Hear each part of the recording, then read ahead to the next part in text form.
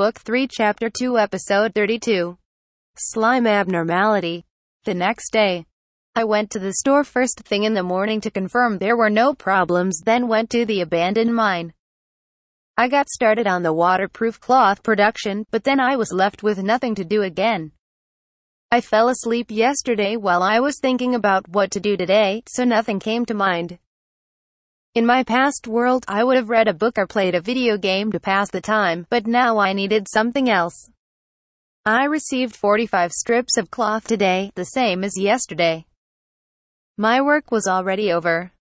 I had gotten more used to it since yesterday and finished even faster than before. I didn't quite know what to do now, and I had already trained my slimes. After some thought, I decided to gather my scavengers together into a king scavenger for me to fight one-on-one. My king scavenger slime had the following skills. Disease resistance 7. Poison resistance 7. Foul feeder 8. Cleanse 8. Deodorize 8. Deodorant solution 6. Stench release 8. Nutrient reduction 7. Physical attack resistance 5. Maximize 5. Minimize 6. Jump 3. Gluttony 4. Unarmed combat 2. The physical attack resistance that the scavengers had meant that the king scavenger had the same skill one level higher. Scavengers also had an unarmed combat level of only 1, but king scavengers had it at 2. Compared to individual scavengers, its skill level was higher all around. I couldn't be sure of this, but maybe when they combined the experience of each slime mixed together or something. When I fought the king scavenger, its physical attack resistance was highly effective and my attacks hardly worked. Its elasticity had increased enough for attacks to bounce right off. Its skills weren't especially honed yet, but its defenses were excellent. For example, when I hit the king scavenger with a serious punch, it endured the blow entirely.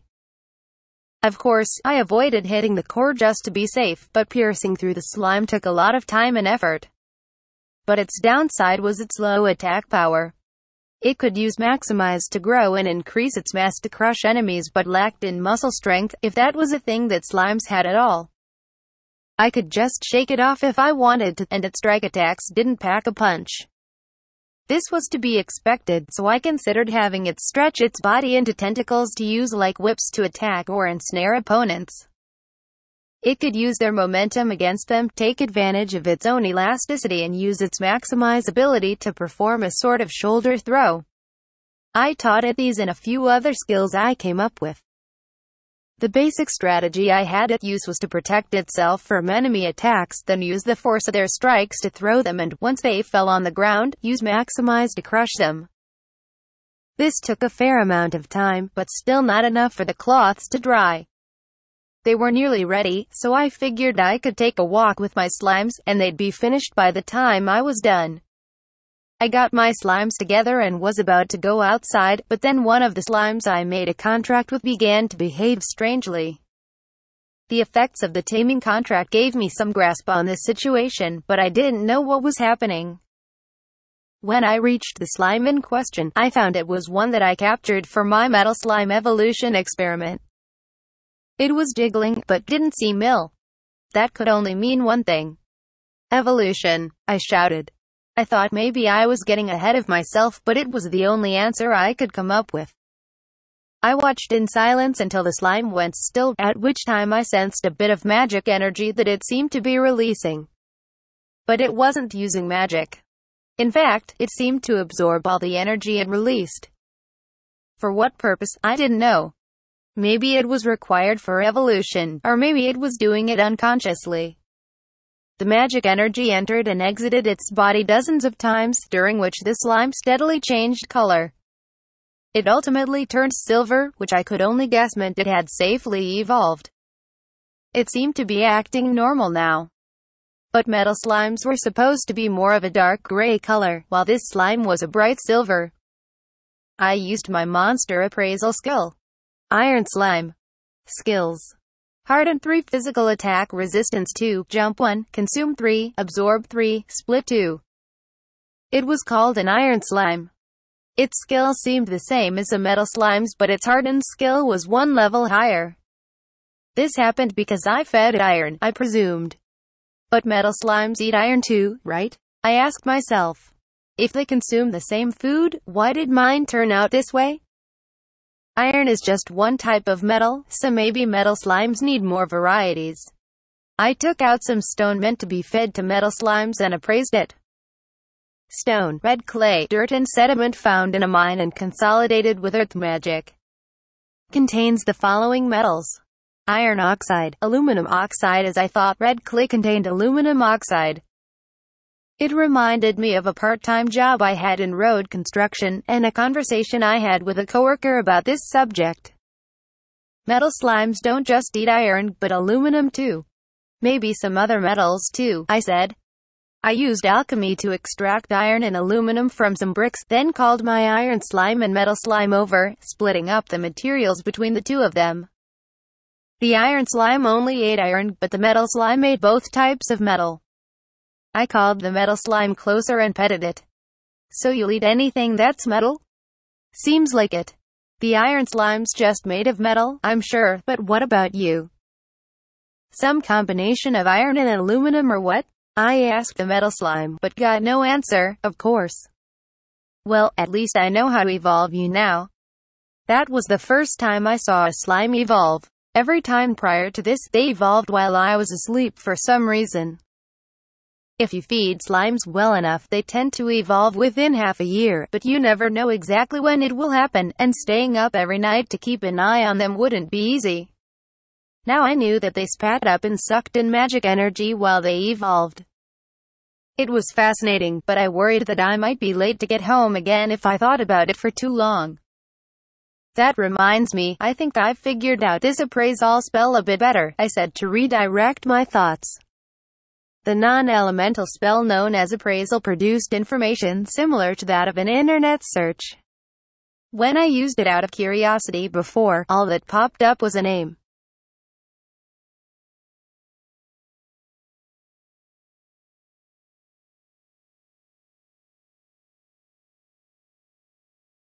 Later, when I tried to get detailed information out of it, it only returned simple data.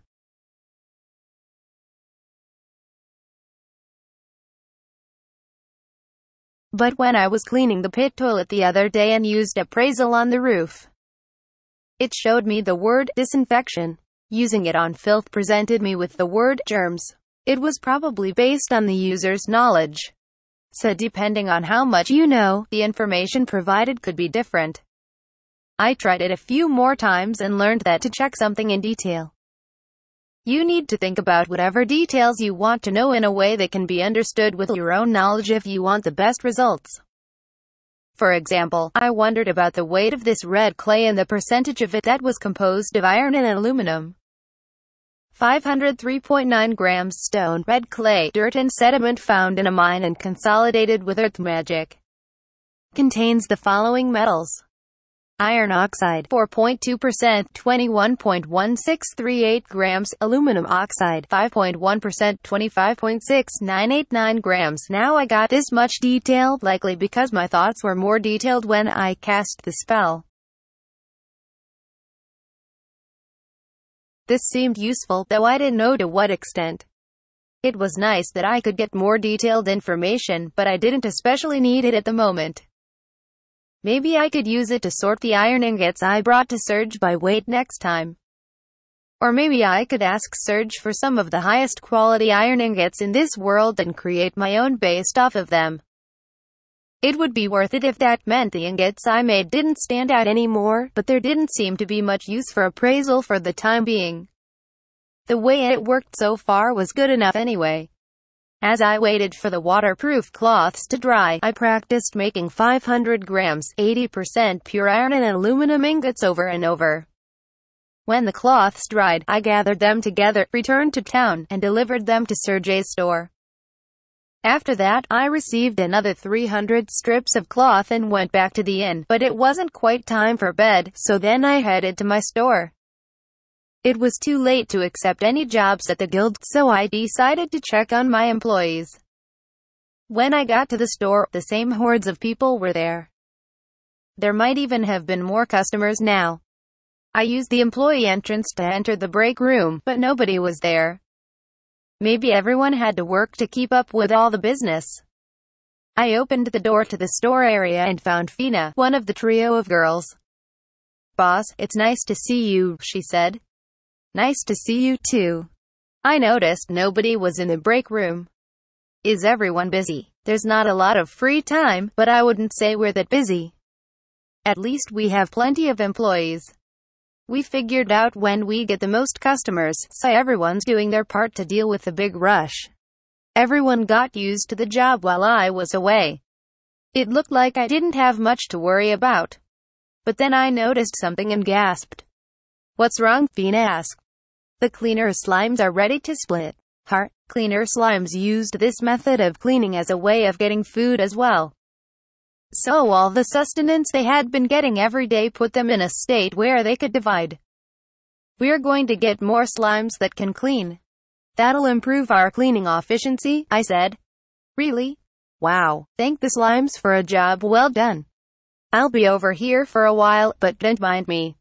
"Okay," Fina said and ran off with some finished laundry. Now it was time for me to do my part.